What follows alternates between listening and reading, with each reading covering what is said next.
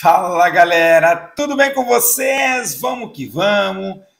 Virou o ano, tu tá bem, espero que tenha virado bem. Não bebeu demais, não comeu exageradamente, mas também se foi, não tem problema. Vamos retomar, vamos fazer a coisa andar. Faz parte do ciclo da vida, não podemos enlouquecer com isso aí. E eu vou te trazer um estudo muito bacana que eu acho que, olha só, você já ouviu falar em alterações do metabolismo basal por conta do exercício, né? O quanto a gente gasta de energia por conta de melhorar o desempenho físico, de começar a fazer exercício físico. Será que a gente gasta mais energia depois que a gente começa a fazer exercício aeróbico, exercício de força? Será que isso realmente acontece? E quanto é que é essa diferença? Vale a pena menos?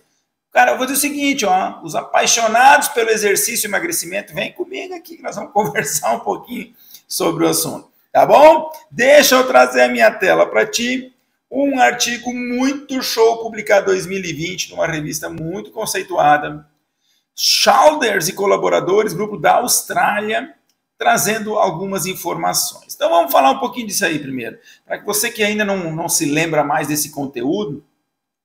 O nosso gasto energético total, ele é dividido em três grandes categorias, né? Uma categoria que é o gasto energético basal, chamado de RMR, né? Que é uma sigla em inglês.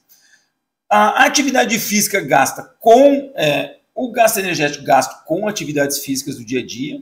E aí, veja, não estou falando só de exercício físico. Estou falando em eu estar mexendo os braços aqui, a gente caminhar um pouquinho, ou caminhar muito. Então, assim, independente de quanta atividade, se ela é programada ou não, se ela é exercício ou não, é uma forma de gasto energético. E o gasto energético advindo por conta da alimentação, né? Quando você se alimenta, aumenta o gasto energético por conta da alimentação. O que mais contribui, em torno de 60% a 70%, é o gasto basal. Então, é aquele que o de repouso é aquele quando você está sentado, deitado. O basal é aquele quando você está dormindo, quando você está com mínima atividade celular possível, né? Então, é o principal. A estratégia de se medir isso, normalmente a ciência usa como calorimetria indireta. O que é isso? É avaliar quanto oxigênio você consome, avaliar quanto CO2 você produz, fazer uma relação entre as duas. Existem vários procedimentos, mas basicamente medindo os gases que você inspira e expira, a partir daí você tem uma estimativa de quanta energia você gastou. E aí a gente sabe que tanto comportamentos como estilo de vida impactam nesse gasto energético, né? O jeito da gente ser, o jeito da gente viver, e certamente o exercício também faz esse impacto, certo? Então, vários estudos têm mostrado aumentos do metabolismo, diminuição, manutenção. E a pergunta é, afinal de contas, se nós fizermos um resumão disso aí, o que a gente encontra, né? Essas diferenças também são fortemente, podem ser muito alteradas por alterações da composição corporal, né? Mudanças da ingesta calórica, exercícios, ainda questões genéticas podem influenciar. Metodologicamente falando, amostras muito pequenas ou muito grandes podem influenciar nos resultados, o tipo de intervenção que foi feita, a intensidade, duração dos exercícios, né? E tudo isso necessita um padrão muito rigoroso, né? Para padronizar os negócios, o nosso treinamento. Bem, o que esse estudo quer ver então? Ele quer ver o efeito do programa de exercícios, tanto de aeróbico como de treinamento de força, como combinado, no impacto do gasto metabólico energético de repouso. Então, assim, você quando está em repouso, você começa a consumir mais energia por conta do exercício que você fez previamente? Esta é a questão. Então, passou por vários procedimentos, o Prisma, vários protocolos aí de qualidade, o estudo. Os estudos teve a maioria adultos, né? Idosos, grávidas, pós-menopáusicas foram excluídas do estudo, o uso de medicamento que comprometesse o metabolismo foi excluído, né? Atividade física com dieta, os estudos foram aceitos desde que houvesse o grupo controle, atividade física, então tinha mais do que 2 grupos, e o principal fator medido foi o gasto energético basal e o gasto energético de repouso, certo? Então é isso, vamos lá. O que esses caras encontraram? Tu tá inscrito no canal, tu sabe que eu gosto de fazer o merchan agora. Tem no Spotify, tem no YouTube. Entra lá, te inscreve, acompanha meus vídeos e aprende comigo um pouquinho, tá bom? Olha só, 22 estudos na análise qualitativa, 18 na quantitativa para meta-análise. Esses estudos, a maioria com obesos e sobrepeso, né? Principalmente sedentários e mulheres. Teve de tudo, mas eu estou trazendo a característica principal. Estudos que duraram de 2 a 6 semanas, mas de forma geral, bastante estudos que tiveram 20 a 24 semanas de intervenção. Alguns estudos até com 12 meses. Muito bem. O que os caras encontraram? Aqui você tem todos os dados descritivos. O link aqui embaixo vai ter a descrição do artigo, se você quiser lê-lo. É bem bacana, vale a pena a leitura, certo? E aí o que os caras encontraram? Vamos para o nosso gráfico de meta-análise. Nós tivemos aqui, somando todos os estudos encontrados, né? Todos aqueles 18 estudos. O que se encontrou? Se encontrou que houve uma diferença de 74 calorias a mais por dia, né, em favor ao grupo que teve intervenção, o grupo que fez exercício. Então, quando você pega todos os tipos de exercício e você coloca na meta-análise, observem aqui, tem vários pontos, você encontra que houve 74 calorias a mais, só que essa diferença não foi significativa. 0,10, com uma tendênciazinha meio longe, mas teve. Mas um grande problema, uma grande heterogeneidade dos resultados, 96% de heterogeneidade. Né? Quando a gente vai para apenas exercícios aeróbicos, nós encontramos um incremento de 81 calorias, sendo que não houve diferença significativa, losango tocando a linha, não houve diferença. Observe, alguns estudos que houve diminuição, outros aumento, outros muito aumento, então, bem heterogêneos os resultados. E quando você vai para os exercícios de força, eureka, bingo!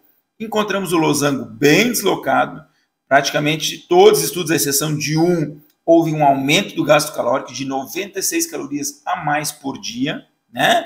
E com diferença significativa. Então, exercício de força promove um aumento do gasto energético.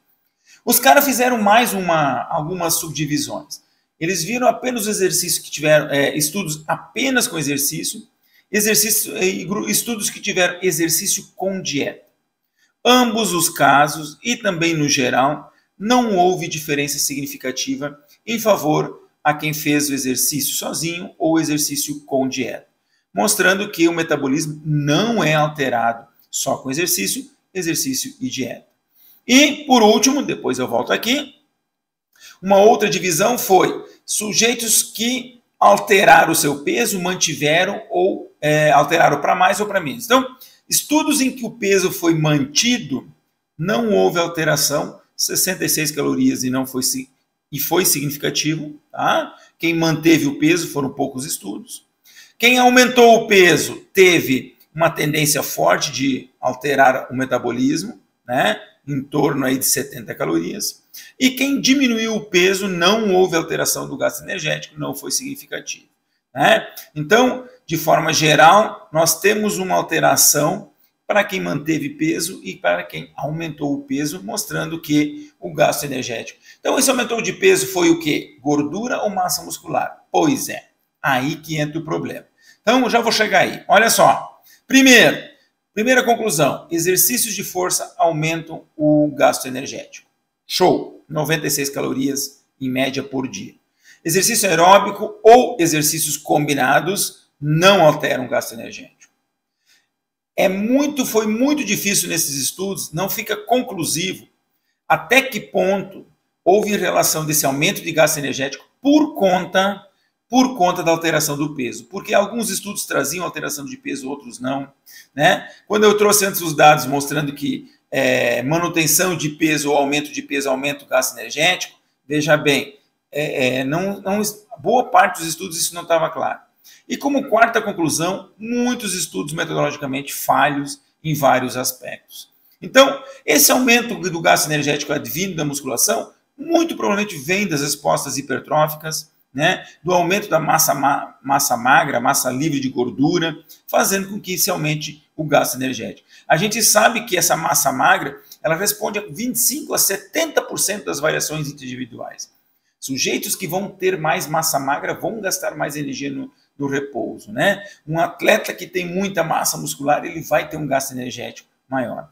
Mas, nesse estudo, esta associação especificamente não foi possível ser feita por problemas metodológicos. Ainda, né, aeróbico e força em conjunto não houve diferença, né? Não foi encontradas diferenças. E esse estudo aqui traz vários possíveis confundidores, né? Houve problemas em termos de o cara ter, né, saber se o cara era sedentário ou não.